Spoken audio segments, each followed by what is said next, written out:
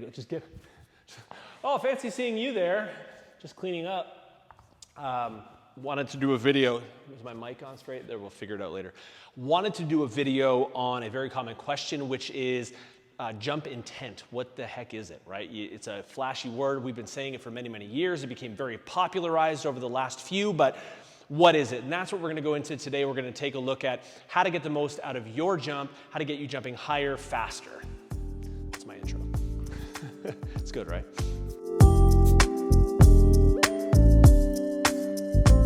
So if you've been following PPA for a while, either here or on Instagram, you've heard me talk about jump intent, and I wanted to provide some context to that to give you a little bit of take home, a little bit of takeaway. You can take it with you. And jump intent really is, through the entirety of your approach, understanding how to be, number one, deliberate and purposeful with your movements. Okay, so someone who is naturally gifted at jumping, trying to emulate that individual might not necessarily be your best practice when it comes to jumping your highest because, well, they do it quite naturally and they don't necessarily appear on the surface like they're trying all that hard. So it kind of gives an indication to an average person who needs to put more work into jumping higher that you really don't need a lot of that kind of focus intent to jump high, but you do, especially if you're learning this as an individual who is working hard to increase your vertical because it doesn't come naturally to you. So we talk a little bit about deliberate movements, and I'm going to talk specifically about the start of the approach, the penultimate stride, and lastly, the contact through our plant sequence, which is our last two contacts. Everything starts in the jump with how you initiate your approach, okay? Some people have a longer approach, some people have a shorter. Ultimately, we're gonna kind of wrap this part up really quick. We'll do another video on finding your maximum control velocity, but it ultimately comes down to how much speed can you control efficiently through your approach. And 9 times out of 10, if you're having a hard time jumping high, it's likely that you're carrying in a little too much speed for your current strength abilities. So we're going to go with a 3-step approach just to start today. And what we're utilizing this first stride for is ultimately just to create some momentum. A little bit of forward lean is going to set us into the pushing action of our penultimate stride. Okay, so as we walk forward, we're getting momentum, we're hitting kind of that setup stride where our center of mass lowers, and we want to deliberately push. And the difference is, as we move through a penultimate stride, we want to be actively and deliberately accelerating by focusing on driving off of that pushing or extension leg.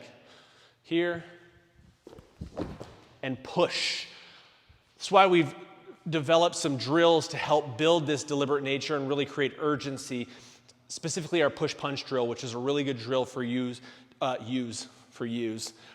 to utilize to build that deliberate nature and that urgency, which is simply setting yourself into the beginning of that penultimate and creating the urgency to have to push because you don't have the speed coming into your approach. So momentum strides lead us into that lowering of our center of mass, a deliberate push through that penultimate stride, into our plant foot, and finally our block and arm strike come through. And this is really where intention or intent is at its paramount, because this arm movement that up until now has really been referred to as an arm swing is more of an arm strike, meaning as my arms come through, I'm trying to contact my arms with this contact, my block foot. Okay, the block is the braking mechanism of our jump. The arms are coming through and actually trying to strike down and through with that foot. Okay, so this is where if you are haphazardly or over-relaxed in approaching your jump, right, these arms become too passive, and the passiveness of the arms leads to, well, underutilization of the energy required to lift us off the ground. So that's where we've created the impulse block drill, which is we're setting ourselves up into our plant, arms are just behind our back, and we strike the hands with the block.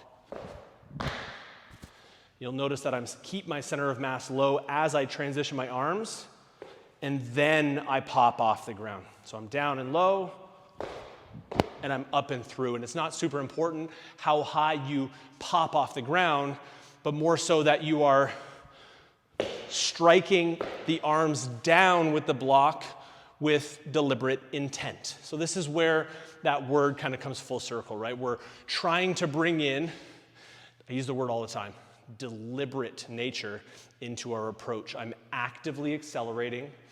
I'm creating urgency through my penultimate stride and applying a deliberate, aggressive block and arm strike. When we bring it all together, right, we have a nice little bit of momentum, and we pop through that takeoff, okay? It's very important that you understand intent is created all the way prior to your session, through your training session, and on each repetition itself, okay? I personally, when I'm having athletes train jump technique, have them focus a lot on those movements, right? Focus on the segments of the movements that we're creating. But when it comes to taking what you've learned through technique work into your sport or into a full effort, you got to switch the brain off at that point. You can't be overthinking things when it comes to performing at the highest level. So when you train technique, we're focused, we have a lot of deliberate, focused intent, right? Everything is here, we're thinking strike, we're thinking lower, we're thinking push, we're there, we're present. But when it comes to actually jumping your highest or playing your sport, if you're a volleyball player, you're not going to be thinking about, right, set, okay, lower, chest tall, big push. You're just going to think go. But the more we've patterned this behind the scenes, the more work we've put in building the intent so it becomes natural and a part of us, well, it pays dividends, right? Over and over and over again. You're going to reap the rewards of putting in that work. That's pretty much it. Intent's a buzzword. A little bit of context for you. I hope you liked it. If you have any other topics you'd like me to dive into, there's this wonderful thing below. It's called the comment section, and I know you're all in there anyway. Go leave me something down below you'd like to see. Don't say, what's the best exercise for vertical jump? Because I'll tell you right now, this is going to squash that whole video. Exercises are tools, and it takes many tools to build an athlete. So every exercise can and does have a place. There's no one very best. The one very best is jumping. Got to make sure you're jumping to stay bouncy and become a jumper. At the end of the day, that's what's up. Hey, I miss all you. I haven't been on YouTube in a minute, but I hope you enjoyed this. Free content's free content, hey? Coach is here for you. Mikey's coming in on me. I'm ready for you. Hey, have a wonderful day. Much love. I'm winding up for my COVID high five. You ready for it? Stay right there. Here it goes. COVID high five. Wow.